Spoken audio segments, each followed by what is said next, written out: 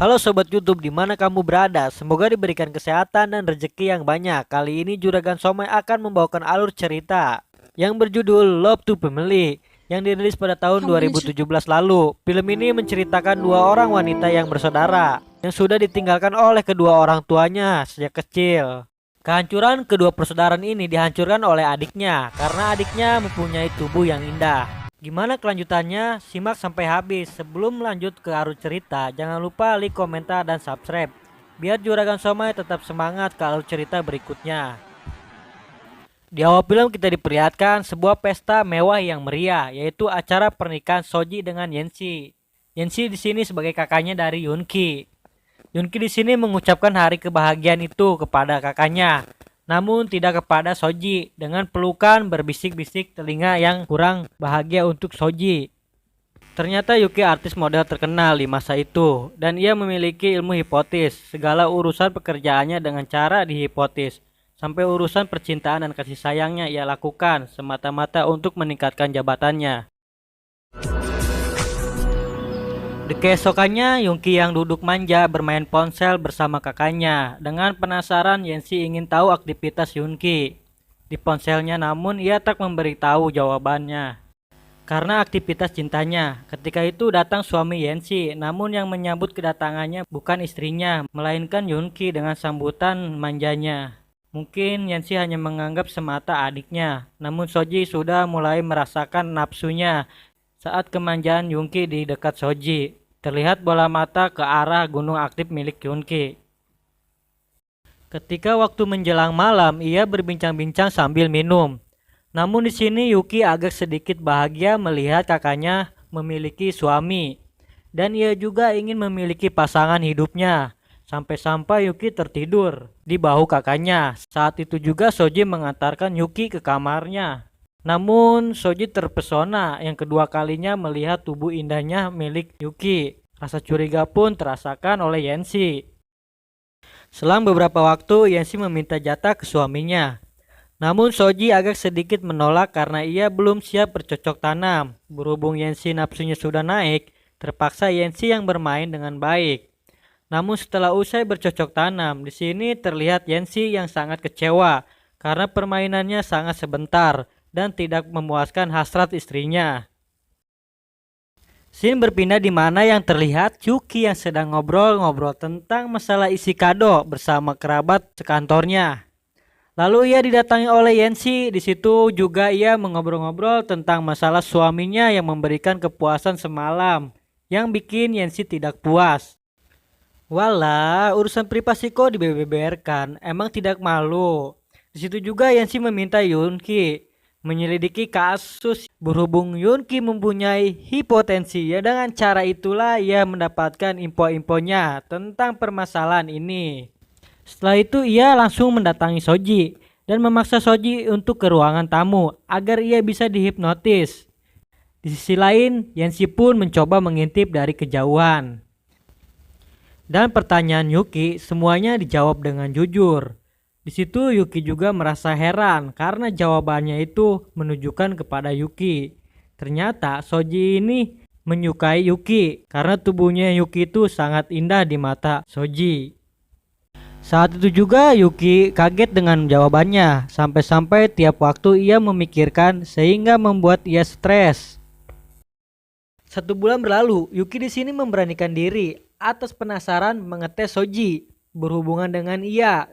Seberapa lama ia bermain dengan Soji. Di sini Soji akan dibawa ke tempat pertama kali hubungan dan merasakan keindahan adik dari istrinya. Ternyata tempat ini yang pertama kali ia dimasukin yaitu toilet. Disitulah ia merasakan bermain yang sangat lama, sampai-sampai dipergoki oleh yang lain. Tetapi dengan santainya ia bermain. Dari situlah cinta dan kasih sayang Yuki kepada Soji dimulai. Semenjak kejadian di toilet, ia terus-menerus melakukan hubungan gelap. Entah di kamar mandi, entah di kantor, entah di mobil, sampai-sampai di hutan pun ia lakukan bercocok tanam dengannya. Dari situlah kehancuran kakaknya dimulai. Tetapi kakaknya masih sempat merayakan ulang tahun adiknya, yaitu Yuki, dan memberikan kado yang terindah dari kakaknya. sebagai bingkisan dan kasih sayang kepada adiknya. Namun di malam itu juga malah ia melakukan hubungan gelap tersebut bercocok tanam di malam hari.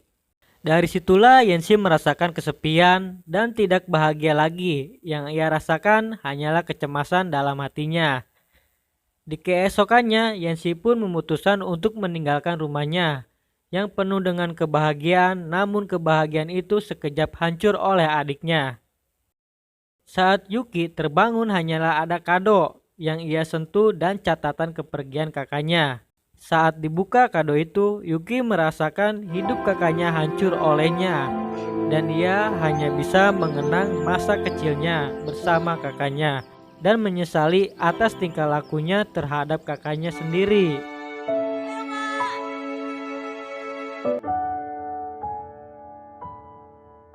Di sepanjang jalan ia lalui hanya bisa menangis dan mencari kakaknya yang telah pergi.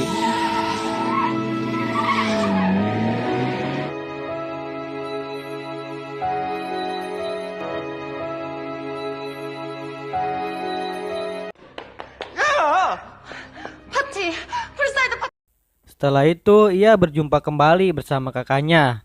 Kakaknya hanya bisa berkata sambil bersedih. Kakaknya pun menerima keputusannya, ia untuk melupakan harapannya. Namun Yuki di sini meminta maaf dan menceritakan semua masalah kegelapannya. Dan ia berjanji akan membahagiakan kakaknya dengan caranya menebus kebaikannya. Namun sahabat kantor Yuki memberikan saran yang terbaik sehingga kedua adik dan kakaknya menjadi keluarga yang utuh.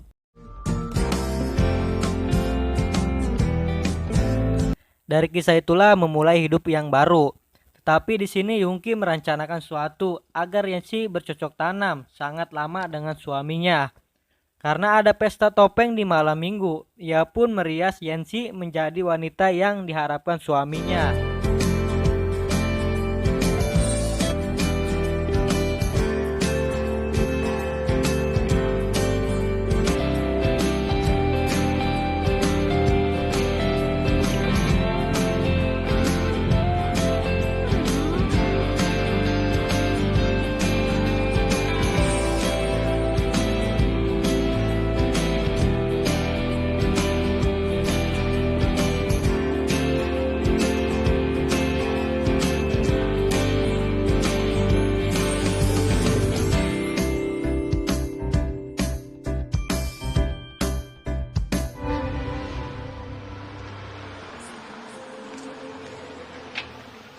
Saat waktunya tiba, Yungki mengajak suami Yanxi ke acara pesta topeng tersebut. Respon yang diberikan Yungki kepada Soji membuat ia bahagia. Setelah dipakaikan topengnya, nah dari situlah Soji tidak bisa mengenali wajah masing-masing dari pesta tersebut. Lalu apa yang dilakukan Yanxi saat itu? Ia mengajak suaminya ke tempat yang membuat ia bahagia, yaitu bercocok tanam yang sangat lama dan memuaskan hasrat Yanxi. Setelah lama ia bermain dan bercocok tanam, Soji saat itu hayalannya bersama Yuki, sehingga terdengar oleh Yanxi ucapan dari Soji. Disitulah Yanxi mengatakan semuanya kehancurannya. Dari situlah Soji sadar bahwa cinta istrinya lebih besar dari segalanya. Perubahan Soji yang diinginkan istrinya lebih baik. Di akhir cerita, ia memulai bahagia yang baru dan dikaruniai sebuah anak dari rahim Yanxi. Film pun selesai.